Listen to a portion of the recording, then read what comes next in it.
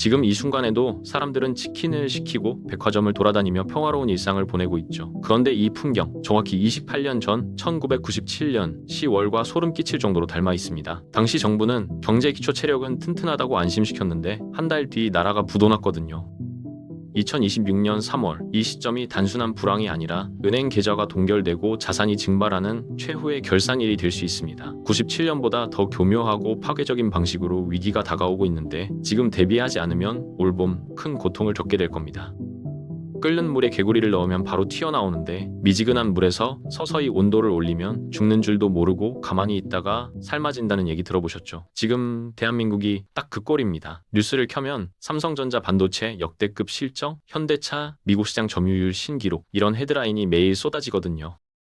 그래서 사람들은 우리 경제 아직 괜찮네 라고 생각하는데 이게 완전한 착시현상이에요. 골목 식당 사장님들 이야기를 직접 들어보면 현실은 완전히 정반대입니다. 강남에서 20년 넘게 식당을 운영하던 김 사장님은 요즘 손님이 반토막 났는데 재료비는 30% 넘게 올랐다고 하소연하세요. 월세 낼 돈이 없어서 노후 대비용 적금까지 깨고 있다는 거예요. 대형마트 물가는 매달 역대 최고치를 경신하고 편의점, 도시락으로 점심을 때우는 직장인들이 눈에 띄게 늘었죠. 수출이 잘 되면 그 돈이 결국 우리 주머니로 들어와야 하는데 그 연결고리가 완전히 끊어져 버린 겁니다. 과거에는 대기업이 돈을 벌면 협력업체 일감이 늘고 고용이 늘고 소비가 살아나는 낙수 효과가 분명히 있었거든요. 근데 지금은 공장 자동화에 해외 현지 생산까지 대기업 실적이 아무리 좋아도 국내 일자리나 중소기업 매출이랑은 연결이 안 됩니다.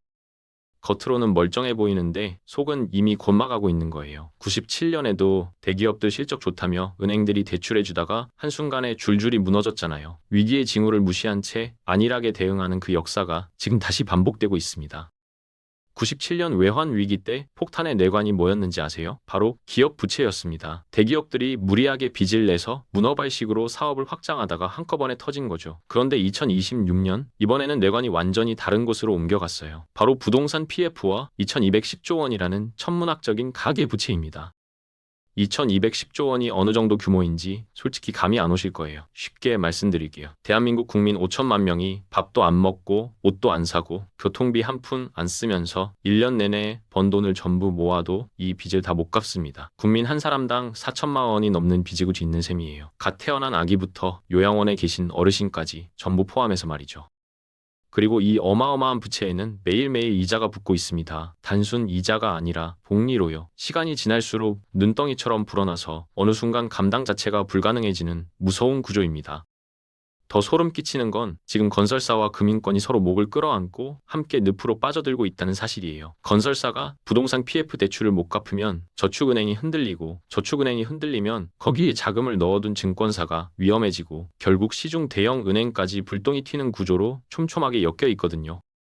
과거 기업 부채 위기 때는 특정 재벌 그룹 몇 개가 쓰러지는 수준이었는데 이번에는 금융 시스템 전체가 거미줄처럼 연결돼 있어서 하나만 무너져도 연승계 붕괴를 방법이 없습니다. 이건 단순한 경기 침체 얘기가 아니에요. 구조적으로 시스템 붕괴가 이미 예정된 시한폭탄입니다. 그러면 왜 하필 2026년 3월이냐? 이게 궁금하실 거예요. 지금 금융권에서 벌어지고 있는 일을 솔직하게 말씀드릴게요. 한마디로 폭탄 돌리기입니다. 부동산 PF 대출이 부실해지면 원래는 바로 손실 처리를 해야 하거든요. 그런데 은행 장부가 엉망이 되니까 만기를 슬쩍 연장해주고 이자도 유예해주면서 문제를 계속 뒤로 미루고 있는 거예요. 금융권에서는 이걸 에버그린이라고 부릅니다. 영어로 늘 푸른이라는 뜻인데 실상은 정반대예요. 이미 죽어가는 나무에 가짜 초록색 잎사귀를 붙여놓고 살아있는 척하는 거거든요. 부실 대출을 정상 대출인 것처럼 장부에 올려두고 시간을 버는 수법이죠. 그런데 이 속임수에도 마감 시한이 있습니다. 바로 2026년 3월이에요. 3월은 기업과 은행의 연간 사업 보고서가 나오는 결산의 달입니다. 외부 회계 감사를 받아야 하고 금융당국에 정확한 재무 상태를 보고해야 하죠. 더 이상 부실을 장부 뒤에 숨길 수가 없어요. 게다가 2025년 말까지 유예됐던 수많은 부실 채권의 만기가 2026년 초에 집중돼 있거든요. 그동안 미뤄왔던 폭탄들이 한꺼번에 터지는 시점이 바로 3월인 겁니다. 장부의 손실이 찍히는 순간 무슨 일이 벌어질까요? 은행의 건전성 지표인 BIS 비율이 수직으로 곤두박질 칩니다. 그러면 예금자들이 불안해지면서 돈을 빼기 시작하겠죠. 뉴스에서만 보던 뱅크런이 현실이 되는 거예요. 지금 금융권은 3월이라는 시한폭탄의 초침 소리를 들으면서도 애써 외면하고 있는 상황입니다. 결산이라고 하면 그냥 서류 작업, 회계사들이 숫자 맞추는 일 정도로 생각하시는 분들 많으실 거예요. 근데 2026년 3월 결산은 차원이 다릅니다. 겉으로는 멀쩡해 보이지만 속은 이미 썩어버린 좀비 은행들의 민낯이 만천하에 드러나는 최후의 심판대거든요. 지금 금융권에서 어떤 일이 벌어지고 있는지 아세요? 시행사가 이자를 못 내면 원래는 연체 처리를 해야 정상이잖아요. 근데 은행이 오히려 추가 대출을 해줍니다. 그 돈으로 이자를 내게 만드는 거예요. 장부상으로는 이자가 꼬박꼬박 들어오는 것처럼 보이지만 실제로는 빚으로 빚을 막는 돌려막기를 하고 있는 거죠. 이런 좀비 대출이 지금 수십조 원 규모로 쌓여 있습니다. 경기도의 한 저축은행에서 여신 업무를 담당하는 이사님을 만난 적이 있어요. 그분이 한숨을 쉬면서 하신 말씀이 미치질 않습니다. 매일 아침 출근하면 연체율 숫자를 어떻게 조작할지 회의를 한다는 거예요. 500억짜리 부실 현장이 있는데 그걸 억지로 정채권으로 분류하고 있다고요. 왜냐하면 불어넣는 순간 은행 자체가 흔들리니까요. 그러면 정부가 구해주면 되지 않냐고요? 97년 때는 IMF한테 돈 빌려서라도 은행들 살렸잖아요. 근데 지금은 상황이 완전히 달라요. 세수는 펑펑 새고 있고 국가 부채는 이미 1100조 원을 넘겼거든요. 불을 끌어가야 하는 소방관인데 물탱크가 텅텅 빈 상황인 거예요. 게다가 회계법인들도 분위기가 달라졌습니다. 예전에는 좀 봐주던 것들도 이번 3월 결산부터는 법적 책임 피하려고 칼같이 감사하겠다고 태세 전환했거든요. 숨겨둔 부실이 전부 드러날 수밖에 없는 구조입니다.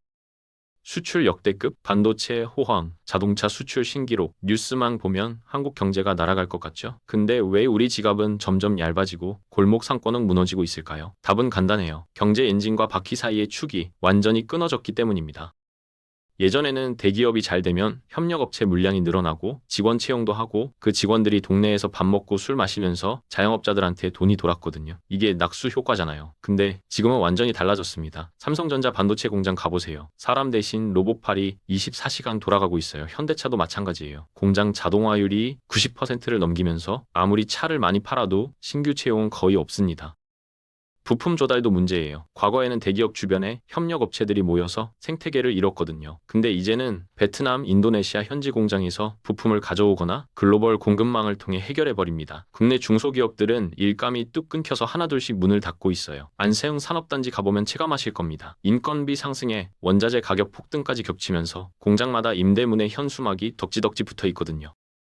환율은 또 어떻고요? 달러당 1,400원이 넘는 고환율이 대기업한테는 환차익이라는 보너스 잔치예요. 똑같이 100달러짜리 물건 팔아도 원화로 환전하면 더 많이 남으니까요. 근데 서민들한테는 정반대입니다. 우리가 먹는 밀, 기름, 고기 전부 수입이에요. 환율 오르면 물가가 폭등하고 월급의 실질 구매력은 쪼그라드는 거죠. 대기업은 축배를 들고 서민은 장바구니 앞에서 한숨 쉬는 이 기막힌 역설이 지금 벌어지고 있는 현실입니다.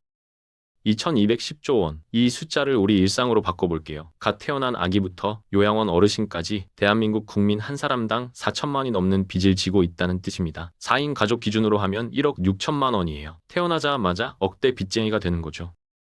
많은 분들이 이렇게 생각하세요. 빚이 있어도 집값이 올랐으니까 자산이 부채보다 많다고요. 근데 치명적인 착각입니다. 위기가 터지면 집이 뭐가 됩니까? 당장 현금화할 수 없는 콘크리트 덩어리일 뿐이에요. 반면 빚은요, 매달 통장에서 빠져나가고 못 내면 바로 독촉장이 날아옵니다. 박 차장 이야기를 해드릴게요. 대기업 과장 시절이던 3년 전 집값이 더 오르기 전에 사야 한다는 조바심에 소위 영끌을 했습니다. 대출 가능한 금액 전부 끌어모아서 수도권 아파트를 샀어요. 그때 금리가 2%대였거든요. 월 원리금 상환액이 150만 원 정도였는데 맞벌이니까 충분히 감당할 수 있었죠. 근데 금리가 5%대로 뛰면서 상황이 완전히 달라졌어요. 지금 박 차장이 매달 은행에 내는 돈이 350만 원입니다. 월급의 절반이 훌쩍 넘어요. 아이 학원비 줄이고 외식 끊고 여행은 꿈도 못 꾸는데 그래도 빠듯합니다. 박 차장만 그런 게 아니에요. 통계를 보면 대출받은 사람 3명 중 1명은 소득의 70% 이상을 빚 갚는 데 쓰고 있습니다. 먹고 사는 게 아니라 빚을 위해 일하는 삶이에요. 그런데 2020년 3월이 되면 어떻게 될까요? 은행들이 자기 살려고 신용 낮은 사람부터 원금 상환을 압박하기 시작합니다. 이미 한계 서 있는 가게들이 그 충격을 버틸 수 있을까요? 대규모 파산 도미노의 시작점이 바로 여기입니다. 부동산 PF라는 말 뉴스에서 많이 들어보셨을 거예요. 근데 이게 정확히 뭔지 왜 이렇게 위험한지 아시는 분은 많지 않더라고요. 쉽게 설명드릴게요. 일반 대출은 담보가 있잖아요. 집이든 땅이든 뭔가를 맡기고 돈을 빌리죠. 근데 PF 대출은 달라요. 담보 없이 이 아파트 지으면 앞으로 이만큼 벌 수 있습니다라는 사업계획서 하나만 믿고 수천억 원을 빌려주는 겁니다.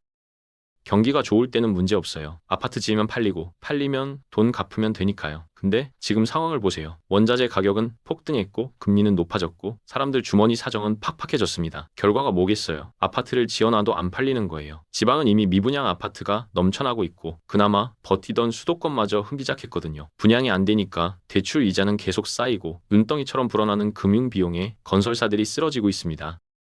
중견 건설사에서 상무로 일하는 분을 만났는데 표정이 너무 어두웠어요. 현장 10곳 중 8곳이 멈췄다고 하더라고요. 은행에서 추가 대출은커녕 이제 전화도 안 받는데요. 급한 불 끄려고 사채까지 쓰고 있다면서 한숨을 쉬셨습니다. 이분만의 이야기가 아니에요. 전국 수백 개 건설 현장이 비슷한 상황입니다.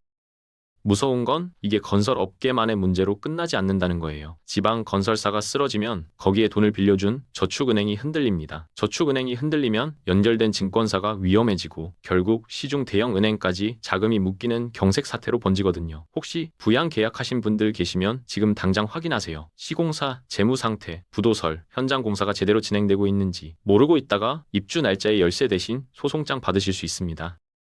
환율이 뭐냐고요? 쉽게 말해서 국가의 성적표입니다. 전 세계 투자자들이 한국 경제를 어떻게 보는지가 환율에 고스란히 반영되거든요. 지금 달러당 1,480원을 넘나들고 있잖아요. 이게 무슨 뜻인지 아세요? 글로벌 큰손들이 한국을 믿지 못하겠다면서 돈을 빼고 있다는 신호예요.